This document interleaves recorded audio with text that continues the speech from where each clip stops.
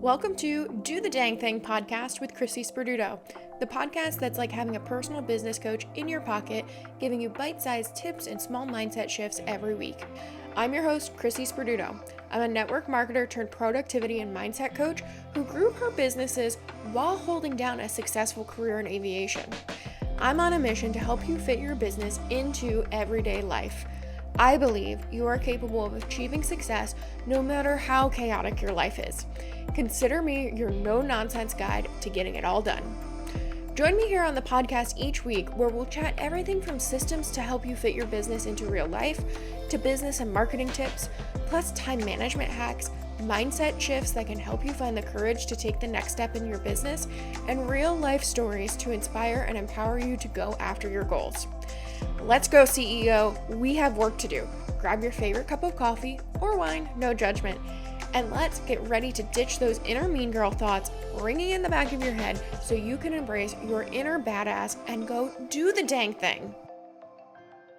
Welcome back to the podcast, my friend. Today, we are going to be diving into a super important topic that I don't know if it's talked about enough. Let's talk about how you can step into your power as a business owner. Now, last week, we talked all about CEO tasks that are important to your business. And so this week, we're going to expand on that a little bit. And we're going to talk about the mindset of becoming the best version of yourself and embracing your inner CEO. This is a concept that I've shared from the very beginning with my students inside the New Business Roadmap. I call it putting on your CEO hat. Someone actually even got me a hat that says CEO on it, which I thought was amazing. And it's a tool that I think that more business owners should really embrace. So stepping into your own genius, into your own power, trusting your gut rather than waiting for someone else to tell you what to do is so important.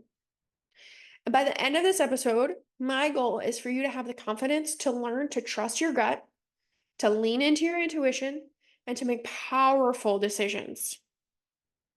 I want you to decide that your business will work. Let's get right into it. Okay, so the first part that I think is so important, and this is part one of four. I'm a numbers person, so like numbers make sense in my head. So this is part one.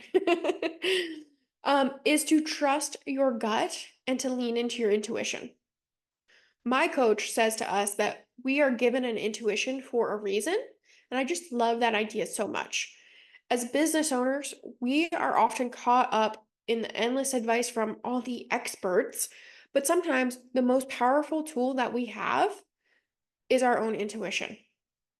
So here's your permission slip to mute all of the experts and get back to just checking in with yourself. Ask yourself, does this align with me and what I want to do? How does this feel?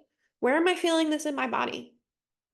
And I want you to think back to a time when you just knew something was right or wrong without needing all the facts, without needing the data sheet, without needing the FAQs. That was your intuition talking. Trust it. It's there for a reason. Next, part two is all about building self-trust. Trusting yourself is absolutely key in business. When you have your own back, you can take more risks, you can be more yourself, which naturally attracts your ideal clients to you. But you might be asking, like, how do I build self-trust? So one, start by recognizing your accomplishments, no matter how small they are. There's a reason why we do those celebrations on Fridays in my Instagram stories, because I want you to learn to trust yourself, to celebrate your wins. We've talked about this before here on the podcast as well. Celebrating your wins, it's so important. You can also reflect on your past success. Wow, I can't talk today. That's really bad when you have a podcast. You can reflect on your past successes and remind yourself of what you are capable of. I believe that you are a badass and you're doing a great job. Especially in the beginning, no one is going to cheer for you. So you have to learn how to cheer for yourself and how to have your own back and keep going until other people can see your vision. Your right people can see your vision. A lot of times, right in the beginning of business, like the people that are following us are friends and family that don't see our vision, that are not our ideal client. And so you need to keep cheering for yourself until you find those ideal clients that are your raving fans that are cheering for you. I've honestly never been one to really second guess decisions or to worry about every single detail, but I absolutely have my moments of like, is this going to work? That creep in, that cloud my judgment. So, my weekly practice of writing down my wins and reflecting on the progress that I have made has made such a huge difference and has helped me build my confidence and my trust in myself as a business owner. I encourage all of my clients that struggle with self doubt to just make a decision and decide that it's going to work. Then go and look for the evidence that it is working. But first, you have to make that decision that it's going to work. If you make a decision and you're like, I'm not sure if this is going to work, of course it's not going to work because you don't think it's going to work. Next up, part three, let's talk about making powerful decisions. This is where the magic happens. When you decide to put on your CEO hat and to step into the role of a business owner, not just a worker bee, we're going to see some magic start to happen. This is all about making bold decisions and calculated risks. This is investing in the course, hiring the coach, hiring the VA, starting the podcast, deciding to go for the permagrid. When I decided to launch my signature course, From Idea to Income, the New Business Roadmap, I was nervous, yes. There were a million and one what ifs running through my mind, but I made the decision to just go for it, to trust that it would work. And guess what? It did. I decided that I was capable and I was just going to go for it. And I was going to figure it out no matter what. And I will tell you, there were several people that were attracted to the program because of that. Not because what was in the program, but because I marketed it so confidently. And I said, of course, I have what it takes to make this work and to teach you everything that I know. We're going to figure it out together. Because I stepped into my power and I said, I'm going to figure this out no matter what. Trusting yourself, trusting that you have what it takes to succeed. And if it doesn't, go back to number two, where you can have your own bag. You'll be okay. Okay. Now, for part four, this is all about being brave. This is about going for it and being brave while you do it. And it's not about not feeling fear, it's about doing it despite it, going for it despite your fears.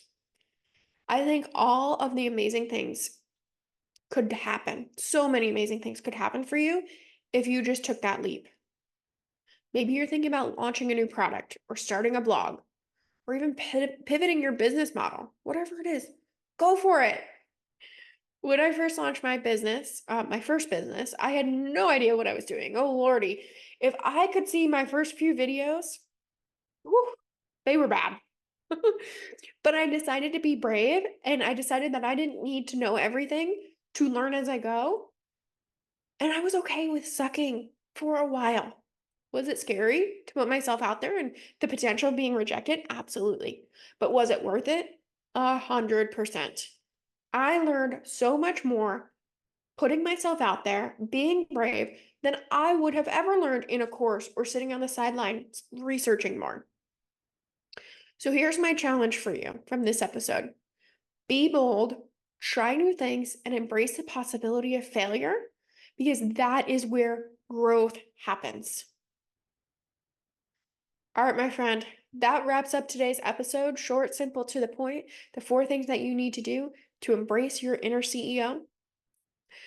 Trust your gut, lean into your intuition, have your own back, make powerful decisions, and be brave, my friend.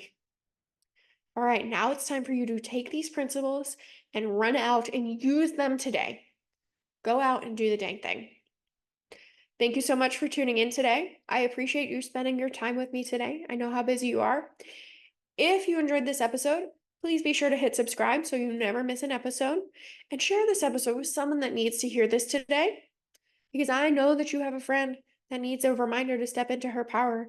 Share the love, let her know that you're thinking about her, and if you have an extra minute, I know how busy you are, but if you have an extra minute, please leave a rating or a review or both. This really helps get the podcast out to more people that need these reminders that they are a badass and they know what to do and they can do the brave thing. They can do the dang thing. So, until next time, you keep doing the dang thing and I will see you next week. Bye. Thanks for listening to this week's episode of Do the Dang Thing podcast with Chrissi Sperduto. If you know someone that could benefit from today's chat, please send this episode their way. Also, I love to see what you're doing while you listen. Share what you're up to while you listen to today's episode and tag me in your stories at Chrissi Sperduto for a shout out. Plus, while you're there, hit follow for even more tips, behind the scene views of what I do in my business, and plenty of encouragement for you along your business journey. If you'd like to explore more resources and learn how we can work together through one of my online programs or through one-on-one coaching, head to chrissisperduto.com. Please always remember that you are not alone on this adventure. I am always rooting for you. Until next time, keep doing the dang thing. Bye!